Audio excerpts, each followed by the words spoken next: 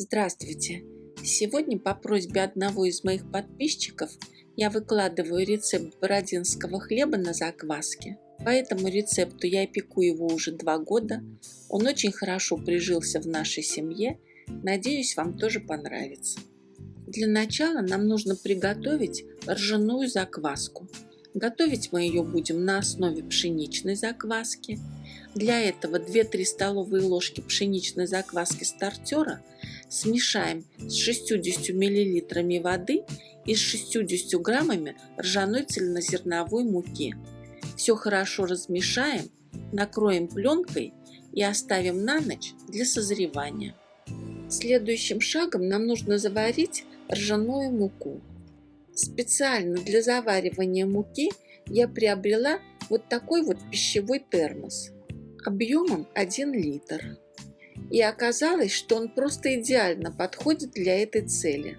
В емкость от термоса выкладываем 40 грамм темного солода, 1 чайную ложку молотого кориандра, 120 грамм ржаной цельнозерновой муки. Все хорошо перемешиваем, чтобы все ингредиенты равномерно распределились между собой.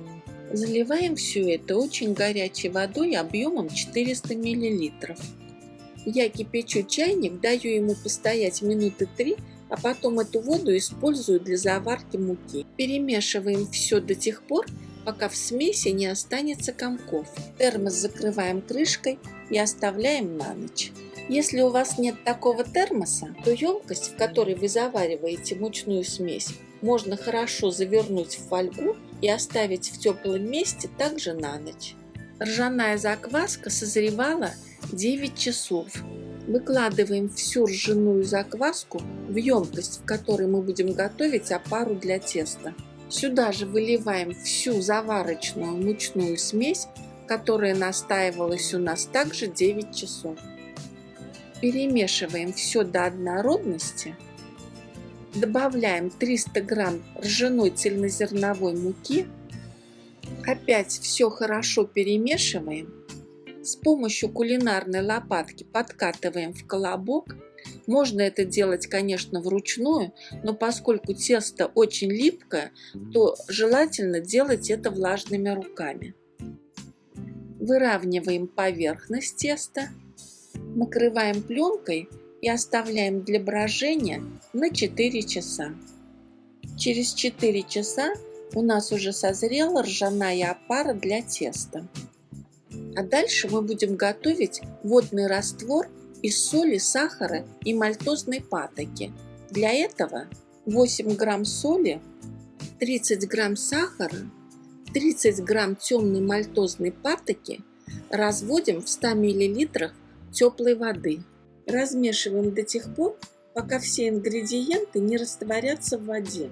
Выливаем раствор в опару и все очень хорошо перемешиваем. При желании на этом этапе можно добавить в тесто половину чайной ложки цельного кориандра. От этого вкус готового хлеба станет еще более насыщенным. У нас должна получиться абсолютно однородная смесь. Высыпаем 160 грамм просеянную ржаную цельнозерновую муку, 120 грамм просеянную пшеничную муку второго сорта. С помощью деревянной лопатки либо кулинарного скребка начинаем замешивать тесто. Если нет муки второго сорта, ее можно заменить на обычную белую пшеничную муку. Поскольку в ржаной муке клейковины гораздо меньше, чем в пшеничной муке, в длительном вымешивании теста нет необходимости. Подкатаем тесто в колобок и оставим для отдыха на несколько минут. А пока тесто отдыхает, подготовим форму для выпечки. Для выпечки хлеба я буду использовать овальную стандартную промышленную форму. Ее код L10, а размеры формы 215 на 105 и на 105. Дно и внутренние бока формы обильно смазываем растительным маслом. И теперь будем выкладывать отдохнувшее тесто в подготовленную форму. Объем готового теста был рассчитан мною именно для этой формы. Чтобы в готовом хлебе не образовалось пустот, Тесто нужно хорошо утрамбовать. Делать это можно либо с помощью небольшого валика, либо руками, но при этом руки нужно хорошо увлажнить. Форму с заготовкой накрываем либо пленкой, либо крышкой, кто чем пользуется, и оставляем для окончательной расстойки при комнатной температуре 22-24 градуса по Цельсию до тех пор, пока тесто не поднимется вровень с краями формы. У меня тесто стояло на расстойке 2 часа. Непосредственно перед выпечкой сбрызгиваем поверхность хлеба водой и посыпаем в небольшом количестве целыми зернами кориандра. Я еще дополнительно посыпала хлеб молотыми зернами кориандра.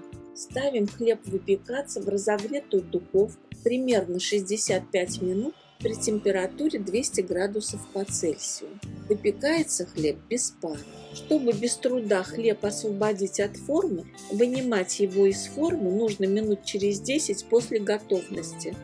Выкладываем хлеб на решетку, даем остыть, а далее, если мы хотим, чтобы хлеб полностью раскрыл все свои вкусовые качества, заворачиваем хлеб в полотенце и оставляем еще на 5-6 часов. Хлеб получился очень вкусным, очень ароматным, таким, каким и должен быть настоящий бородинский хлеб. Приятного аппетита, всем удачи!